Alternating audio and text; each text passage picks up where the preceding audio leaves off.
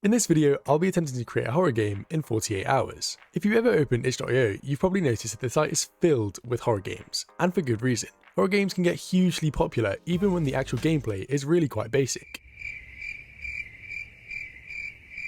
I mean, take Slenderman. That game used to own the internet, but when you break down the actual gameplay, all you really do is run from a scary monster and collect bits of paper. So what's the plan? Well, my idea is honestly really simple. You play as a character that has been randomly dropped in a maze. In said maze are 3 things. 1. Scary monsters. 2. Some kind of collectible item. And 3. Tons and tons of fog. Because a horror game isn't a horror game until you can't see more than 3 meters in front of you. But the main idea I had was to include your microphone in the actual game. The way I wanted to add this was to make the monsters blind, and the only way that they can get to you is through audio. So by running around or making sounds like screaming into your microphone, the enemies will hear you and run to your location. So with that idea in mind, let's get started. The first thing I did was get to work on generating a maze, and I'll be honest, it was quite a lot harder than I expected it to be. After reading up on a few methods of maze creation, I ended up with this system.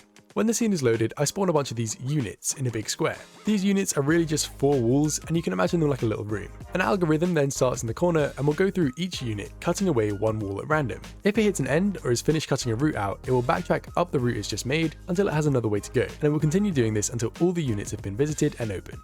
Finally, to make the maze a bit more interesting, I randomly select 100 of the walls and just destroy them entirely. This opens the maze up a little bit and in my opinion makes it a lot more interesting to walk around in.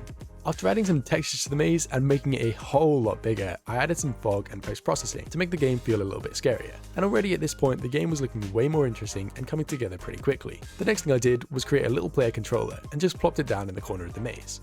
At this point, the player doesn't really do much of interest, but it can walk and sprint, so there's that I guess. I think now is a good time to mention that I'm a massive scaredy cat when it comes to horror games, so even though I knew that there were no monsters in the game, I was already getting freaked out just by walking around the scene. Next up, it was time to start working on the main appeal of the game, which is microphone implementation. I cooked up this little system that detects the noise that you make into your mic, so as soon as you speak, this little bar on the left goes up and down to represent the volume of the sounds going into the microphone. I'm not even going to talk about how this works, because I have no idea if the way I did it was correct, so to speak. But after spending almost 2 hours on it, it actually does work, and that's all you really need to know for the game. Anyway, now it's monster time. At this point, I wasn't really sure how I wanted the monster to look. I considered making it a sheep, because at this point my entire channel surrounds sheep, but that didn't feel like it really fit too well into this retro environment. Then I remembered that absolutely ages ago I had bought this asset pack bundle from Unity, and it came with a ton of random assets that I never really ended up using. So I sifted through all of those, and I ended up finding this horror game template asset. I imported it without thinking, and it turned out to be a whole game in itself, which completely broke the project. If only I'd read the little message that popped up when I tried to import it. Luckily, everything was backed up on GitHub, so I went back and just imported the monster model, and it was absolutely perfect for this project. It even came with some nice animations, so I didn't even need to open up Mixamo and re-rig this model.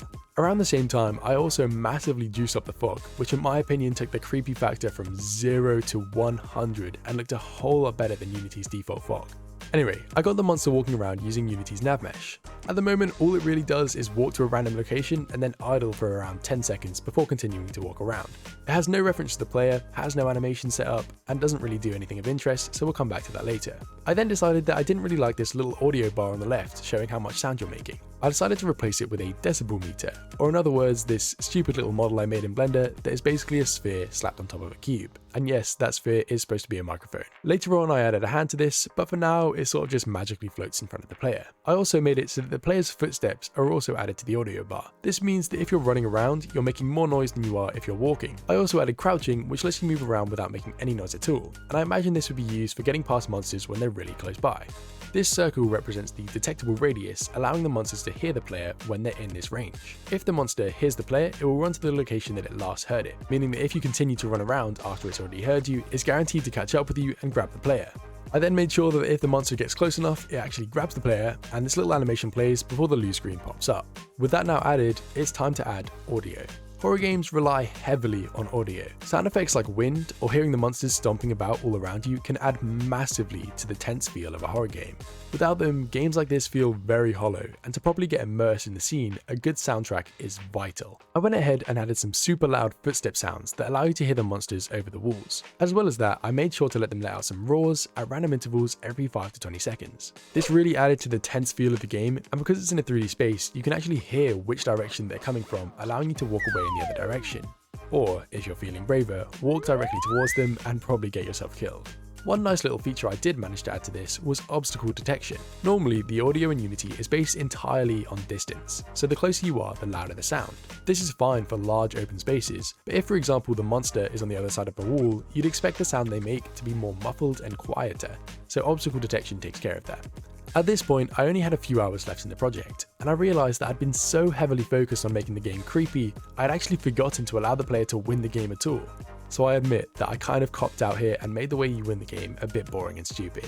I wanted to add some kind of collection system where you actually need to speak into the microphone to collect the items, which would obviously promote the use of your voice and make the microphone implementation feel like it was a proper and actual part of the game. Unfortunately, with so little time left, I ended up just adding these little altars that spawn randomly around the maze. To collect the quote-unquote artifact, you just click E on your keyboard and you need to collect 3 of them to win the game. It really sucks that I had to make the win state so boring, but I wanted to stay true to the 48-hour challenge, and adding speech to text seemed like it was way too much of a hurdle to overcome with so little time. It was also around this time I added a low poly hand model to hold the sound meter, and I added a bit of sway to this so that as the camera moves around, the hand takes a second or two to catch up, which makes it look a bit more alive and animated without actually having to add any proper animations. To finally wrap everything up, I added a main menu screen and a microphone selection screen, which lets you choose from all of your actual microphone devices, as well as change the sensitivity of your microphone to better suit each different device. I also added a pixelated effect to the screen, and I'll be honest, there was no real reason for that, besides the fact that of course a lot of other horror games do that, and well, I want to fit in with the cool kids. And just like that, the game was done. I'm really proud of how it came out, even if I had to cut a few corners. Also, in my last timed project, I had a lot of people who claimed I was lying about making the game in the time limit I said it was in. So just to prove you wrong, this time I used GitHub, which timestamps everything. As you can see, I started on the 6th of March at 10:36 and finished on the 8th of March, 11:33. Okay, so it was 2 days and 57 minutes, whatever. Obviously, I didn't really work on this for a full 48 hours. I did sleep a bit. And of course, as a student, I went to my lectures and saw my friends. So hopefully you guys can forgive those 57 minutes. Anyway, with all that said, if you want to play the game, it's available for free on itch.io. Go check it out. It's incredibly difficult, and I'll be honest, I'm not sure if you can actually even win the game, because out of my 10 attempts, I died every time. Also, everything is completely procedurally generated, so you might just get all of the 3 artifacts spawning right in front of you, and if you do, then well done, you beat the game. I hope you all found this video interesting. Thank you so much for watching, and I'll see you all in the next one.